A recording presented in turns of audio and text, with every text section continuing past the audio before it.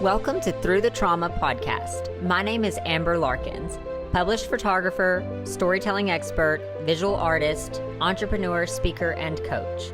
This podcast was born from one question: how do I get inspiring stories of triumph out to the people who need to hear them the most? Come with me, enter my world where lives are getting changed, heroes are getting developed, and greatness is being achieved. All right, welcome to Through the Trauma podcast. I am Amber Larkins, your host, and today I have with me a very special guest, Miss Susan Gold. She is an author and a coach and is doing amazing things. So, Susan, thanks so much for being here with us. Amber, I'm really grateful to be here, and I'm really impressed with what you're doing and your mission and your purpose. So thank you for having me with your audience and with you. Oh, thank you. I really appreciate that. It means the world to me. And I'm so excited to just hear more about you and have you share with our guest your story and how you got to where you are today. Well, thank you for asking. So I grew up in a really traumatic-filled home. I realized it, but I didn't realize the effect until my early 20s. My parents were doing the best they could. My dad was a genius, or is a genius, astrophysicist, but he also had issues with addiction, alcoholism, sexual addiction, narcissism. And my mother was equally as genius, but she was saddled with 5 children before the age of 30, and she sued through food. And when you were a compulsive eater back then, they prescribed diet pills, which were actually speed. So I was being raised by an alcoholic and a speed freak, in my opinion, and they were both rattled with mental illness. So it wasn't a safe bed of mental health in that system. And it's really interesting because I have 3 brothers and a sister. We all have a very different experience of growing up in that home. And it gave me some great tools to use, but I also carried away a lot of low self-esteem and self-worth. And it took me a while to wake up, but I'm grateful that I did. Your trauma story kind of starts pretty early in life,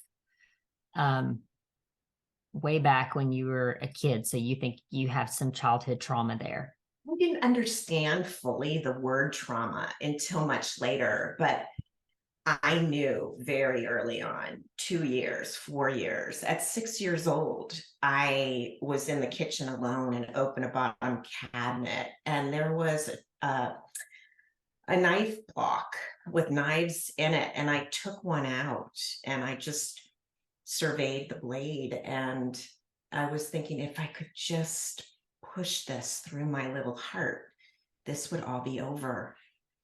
And I heard my mother's thundering voice, and she was on her way in, so I shoved that blade back into that block so quickly and shoved the cabinet doors closed.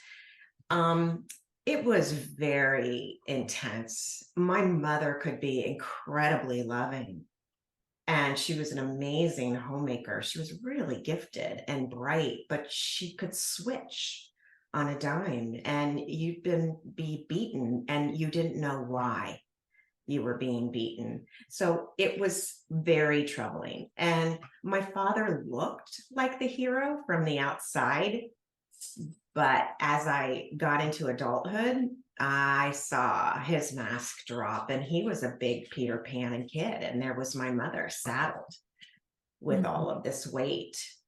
So I left the morning after I graduated from high school, and I was focused on New York City. I used to watch Barbara Walters on my beanbag chair in my belly when I was like 10 years old. And I just dreamed of getting to New York and maybe even being like Barbara Walters. Yeah, that's so sad, but you have this big dream and you're moving through childhood, which was kind of difficult. Did you have brothers and sisters? I have 3 brothers and a sister, and the bulk of my abuse is with my oldest brother. And interestingly enough, Amber, he doesn't even have many memories at all of childhood. It was that traumatic for him. It's almost like an amnesia blackout. And even to this day, I'm a little shy around him. We don't engage often. I do have loving relationships with my brothers, my sister. My mother and I totally made amends after a 3-year break. My dad, I still engage with and speak to.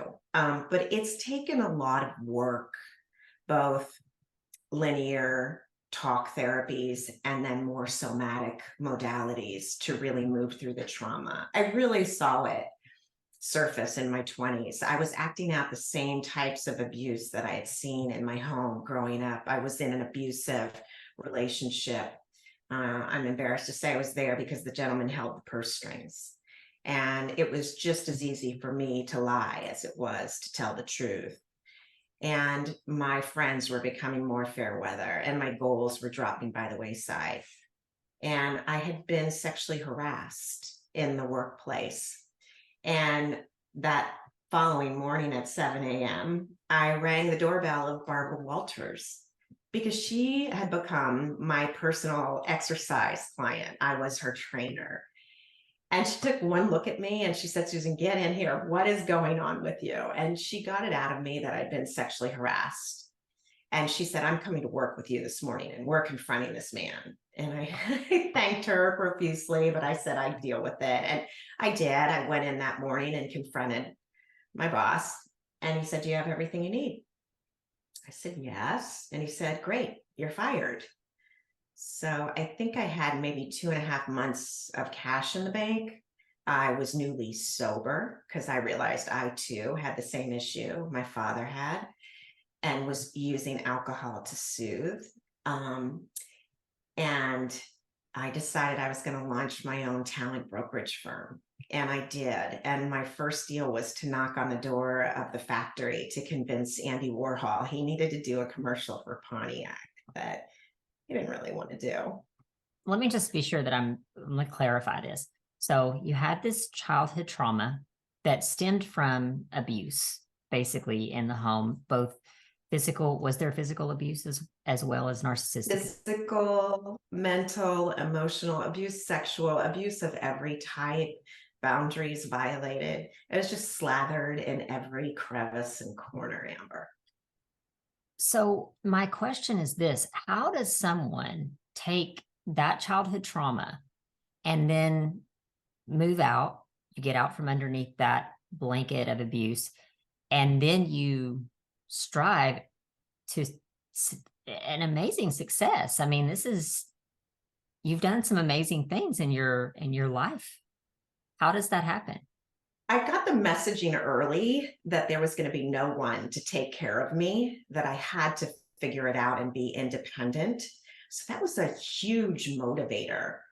I also was highly empathic and I was telepathic as a young child. It kept me safe and also highly intuitive.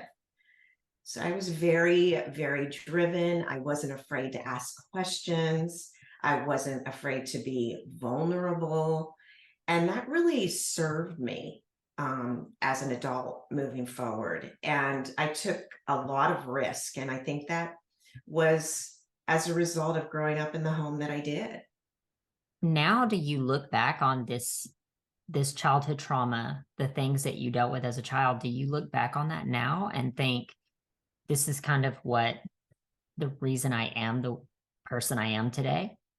I think it's a piece of why I'm the person that I am today. I don't think it's complete, and it wasn't all a plus. I've done decades of debris removal, so to speak, from the early, basic combat training I received in that home. And, I'm grateful that I did, because it is possible to thrive.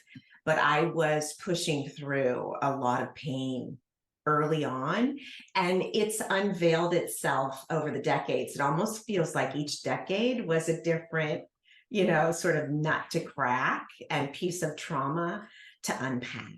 And I think that this is a problem when dealing with trauma. This is what has attracted me to even doing this podcast, is seeing that people can go through the most traumatic situations and then still rise above to have victory over those things.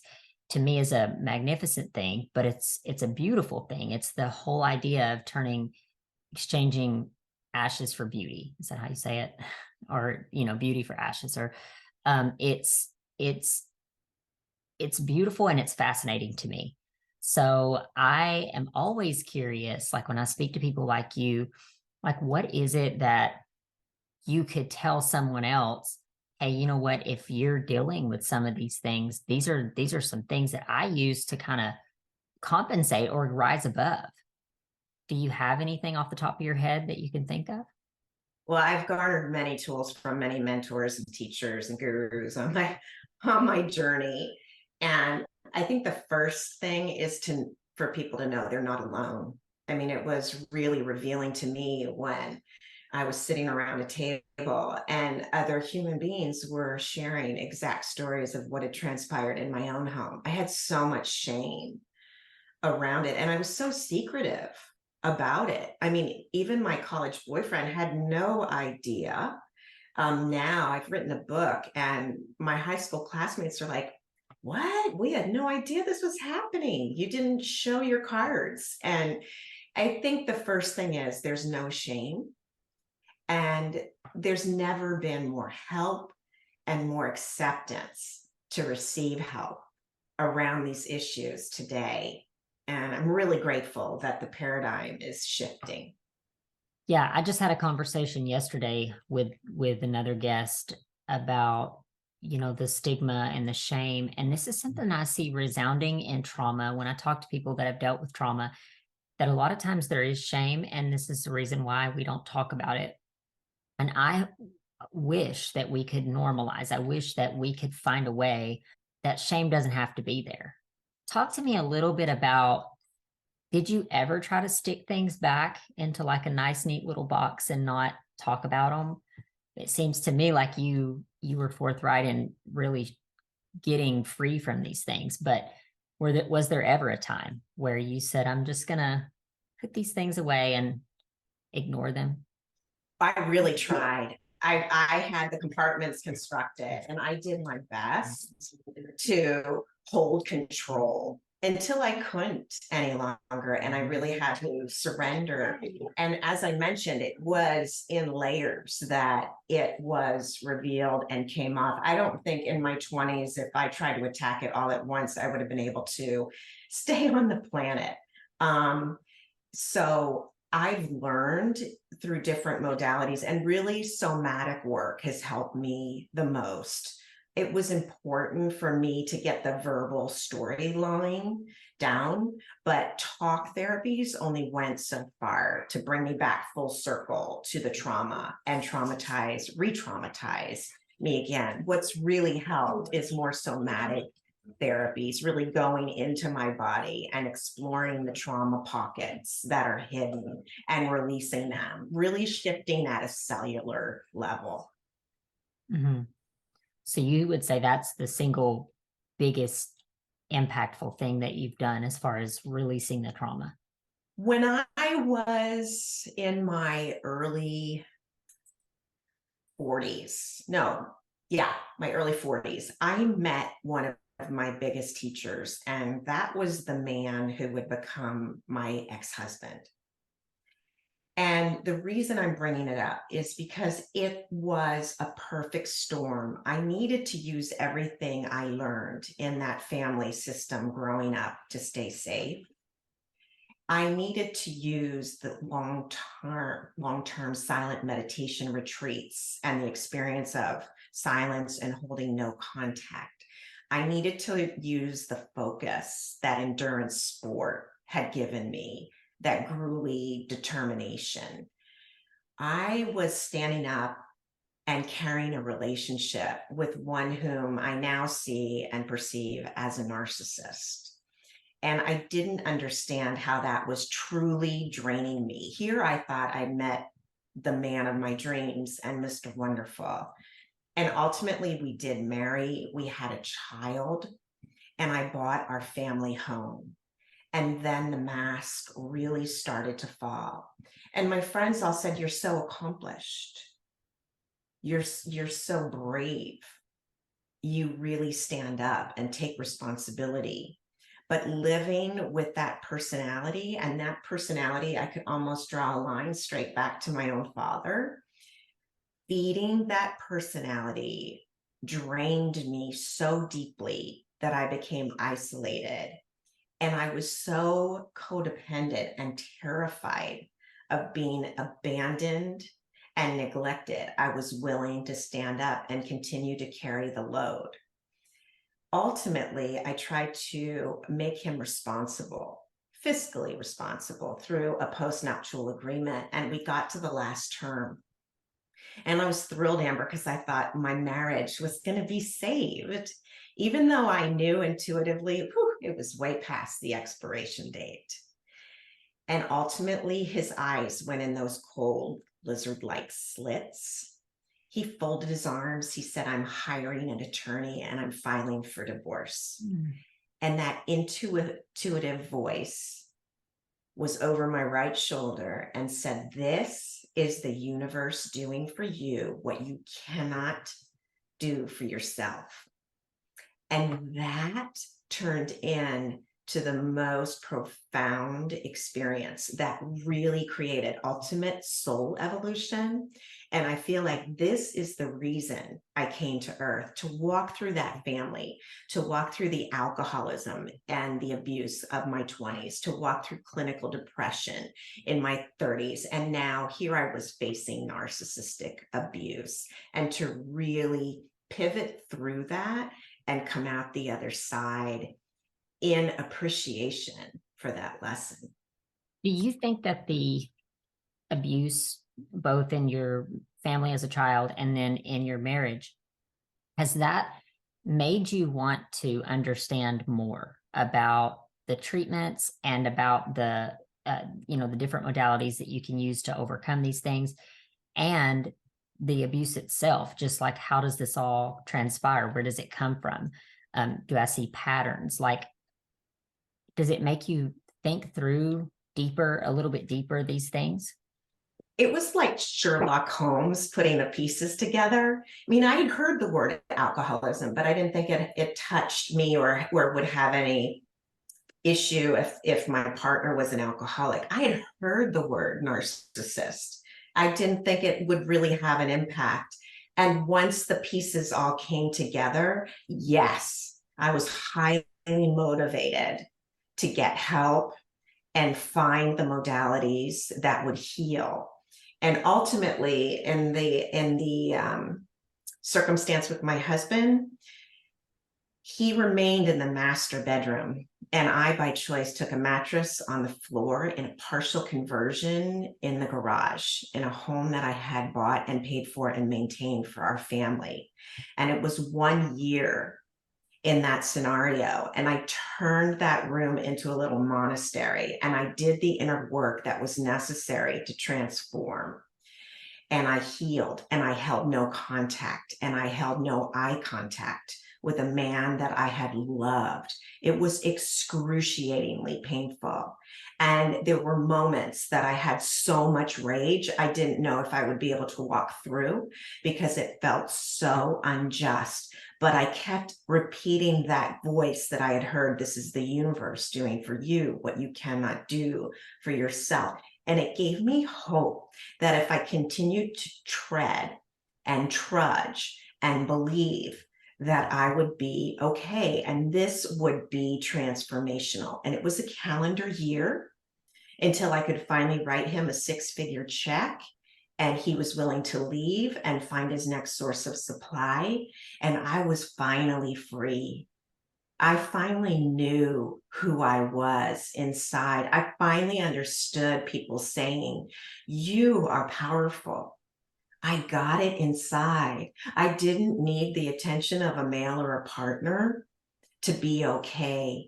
And what was most important, probably the biggest gift that my ex-husband gave me, was profound connection with that sweet inner being who had walked through all this abuse and trauma and was now free. And I was actually supporting her rather than predators.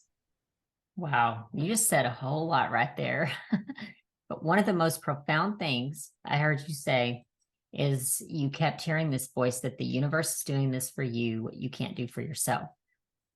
And I don't know, I don't know who all can resonate with that. I most certainly can, because like you, our stories are similar. I didn't have childhood trauma. I didn't have childhood abuse, but I was in a marriage where when my husband left, and there was hurt. There was a lot of hurt around the idea of like, why am I not wanted?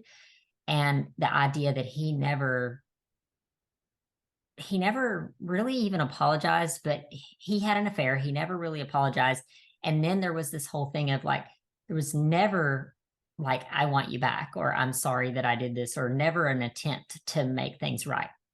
And for me, that was really painful at first. I struggled a lot, but I wouldn't say I heard it in those exact words, but I resonate with those words because later months had gone by, years, and I began to realize that if he'd come back begging, I would have, for the sake of my family at that time, I would have been like, yes, let's work things out. Let's try to work things out. And it would have set a trajectory in my life of pain and heartache. So I think it's beautiful when someone like yourself, or just someone in general that has gone through something, can find the positive in that and say, you know what, if my husband's left me, or my wife, if there's a man listening to the show, if someone's left me, and whether it doesn't even matter if they're a spouse, if it's, a parent or someone has left you, to be able to transform that and say, this is something that I probably wouldn't have chosen. And because of my hurt around it, I probably would have chosen a more toxic route, but the universe is doing this for me. And I can honestly say, when I look back, I'm grateful for the way things happened in my relationship, because now there's a certain amount of thriving that I wouldn't have had I chose the opposite path. So I think that's profound. And I hope people catch that and capture that in this interview, because to me, that right there is like gold. That's like the takeaway of the whole podcast. But how do you get someone to change their mindset, to take these negative things that are very negative and transform them into a more positive? Because there's so much power in mindset and the way we think, and our perception, the way we think of things. Do you have any ideas about that? Like if you were helping someone else kind of see the more powerful path of like least resistance, or almost like letting go? Amber, it's not the easier, softer way, but it's really what I feel like my mission and my purpose actually has been. Even though I've been very privileged to have an amazing career, I feel like where I am right now is where I'm meant to be and the most helpful. And everyone has their own journey. The moment I shifted to really view this experience as one big schoolroom and an opportunity for evolution, and my challenges and my challengers as opportunity for growth and to ascend, that's when everything shifted. And it's not always easy, but what I realized is, if I held on to that injustice, if I held on to what I perceived as a lack of integrity within my marriage, within other relationships, within work circumstances, within my upbringing, I was eating the rat poison and expecting that other individual or system to drop over and disintegrate. And when you really sit with that and ponder it, it unlocks this barbed wire fence that the barbs are turned inward. And you can open that fence, and that's where I found profound freedom that was worth the price of admission. And that's one of the things that I share with the people who come to me for help, because it's so profound and it's so difficult to really get it in the fabric of your being. But you have to drop the victim mantra and you have to stand up, as painful as it is, and walk forward. And that's when I've experienced so many miracles. The universe just delivers, the path opens. Wow. That's so good. So tell me a little bit about the type of coaching that you do. Do you help people through trauma? I do. It's primarily things that I've already walked through. But yes, I help them see it from new perspective. I think when I was 7, I was playing with little kittles, these little dolls with purple hair, my sister, and we had a little votive candle on the trunk behind us. And I took one of her little kittles. And she's like, "Give it back to me." I'm like, "I don't want to give it back." She's like, "Give it back." And I'm like, "No."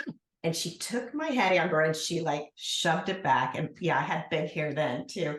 She shoved it back and it caught fire. So my hair was on fire. And I did this stop, drop, and roll like they showed you in elementary school. And it went out. I was really fortunate. It went out immediately. But I see that now as an initiation, that I'm going to light people's hair on fire with the way that I perceive things. And that's really one of the main focal points of the help and the new perspective that I offer the people that are drawn to work with me.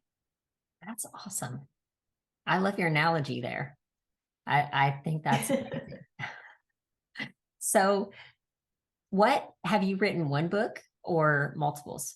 Well, there comes the multiple. In 2007, an Irish seer said I had a book to write, and I just shoved that under the carpet so quick. And then I had 2 more intuitives back to back years later tell me, "You have a book to write." The last one said you have 3 books to write. And I was like, "Oh, no, let me start this before I have a library to write." So I did write my first book.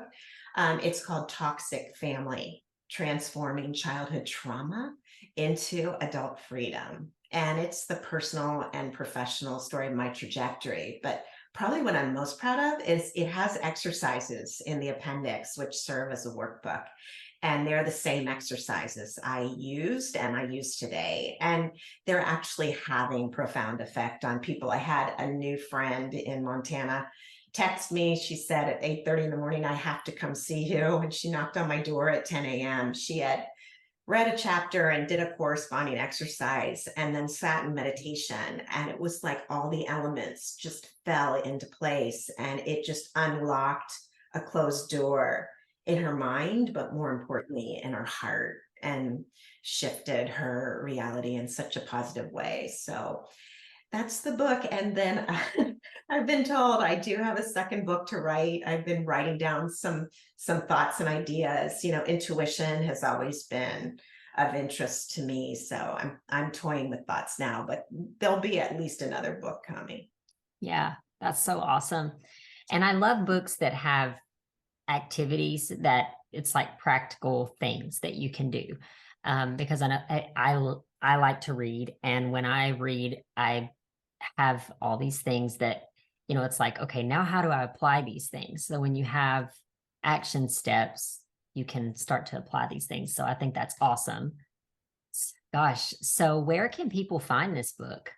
Oh, just go to susangold.us. Everything's there. Only if you feel moved. It's in all the regular places, Amazon, Barnes and Noble. It's in bookstores, but susangold.us has it all. Yeah, and we'll put this also in the show notes and things too. Wow. I wanted to ask you though, Amber, you have a book project too that you're pulling together that ties into your mission work. And I wanted to know how that was going and where you are with that. Yeah. So we are gathering contributors now. It is a compilation book. So it's not my words, but it's my vision. So basically years ago, I started, I was photographing fitness and I started to ask myself, like I would hear stories of triumph. I feel like fitness, people that gravitate in fitness, they have a athletic mindset, and this athletic mindset is like a push through kind of mindset. And I was fascinated with this, how people could go through these traumatic events, and then they were using fitness to kind of triumph over it or to cope with it. And I would hear this from several clients. I'd spend time with my clients and they would tell me these things. And I'm like, I need a place to share these stories. These are so powerful. And so years go by, and I just had been praying about how I could really make a difference and get these stories more heard. In which case, it's been a long process, but fast forward to today, I have this vision, the vision for the podcast, the vision for my Transformation Through Trauma project, which is photographing. It's conceptual art, really.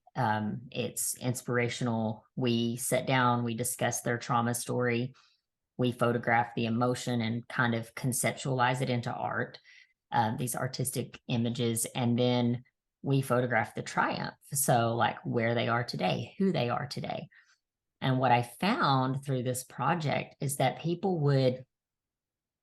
they would photograph themselves like in their trauma, and we kind of have to get back into some type of, you have to recall some of the emotions to pull that emotion out in images.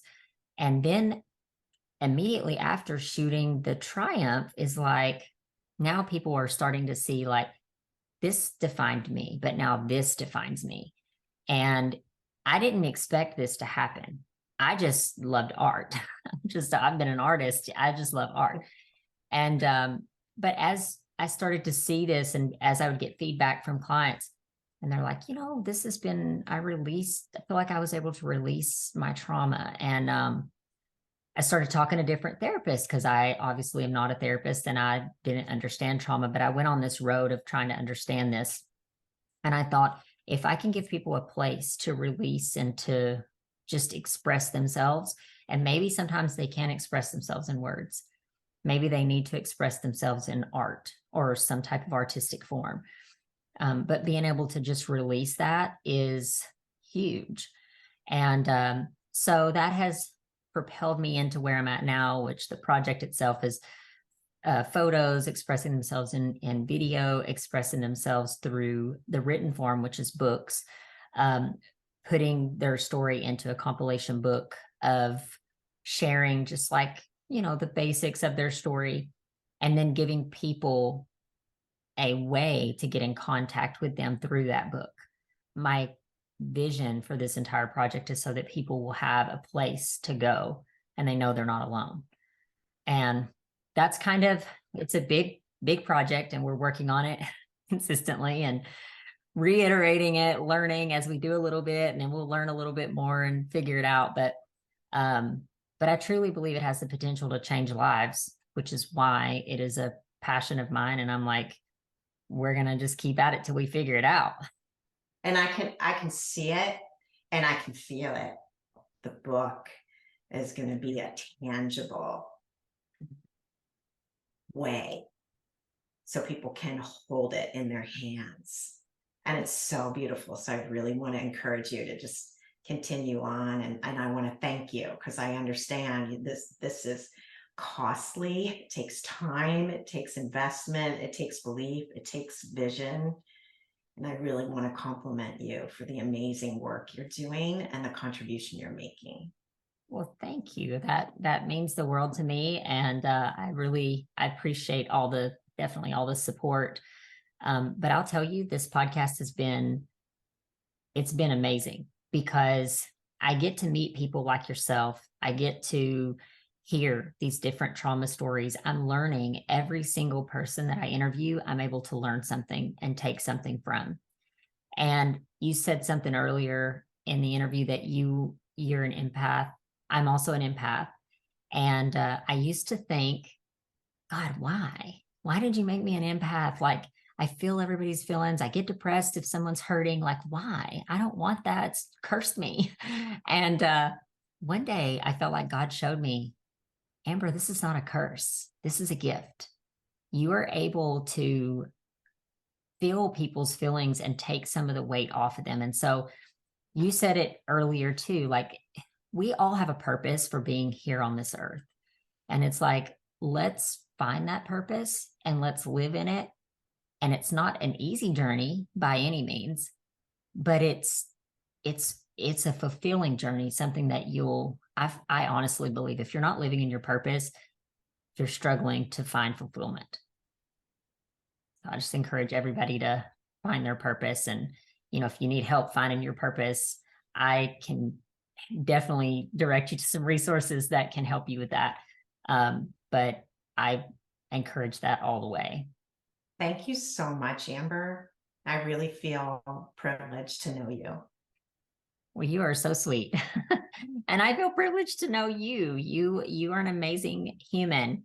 And what you're doing is remarkable. And the things that you have accomplished in your life in the face of adversity is remarkable.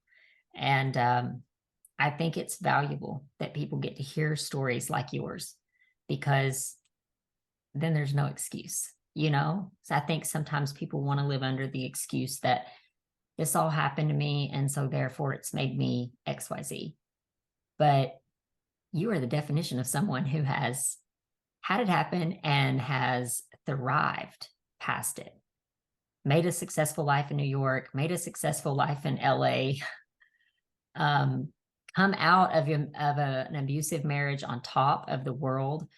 And you're so soft-spoken and you're so relatable. And so I appreciate everything that you're doing. Well, thank you again for having me. And I just encourage your listeners that if you are in a self-imposed prison, you can just step out. Mm-hmm. You can step out and walk freely. Yes, I agree with you 100%. So we'll put everything in the show notes and how people can get in contact with you if they want to know more.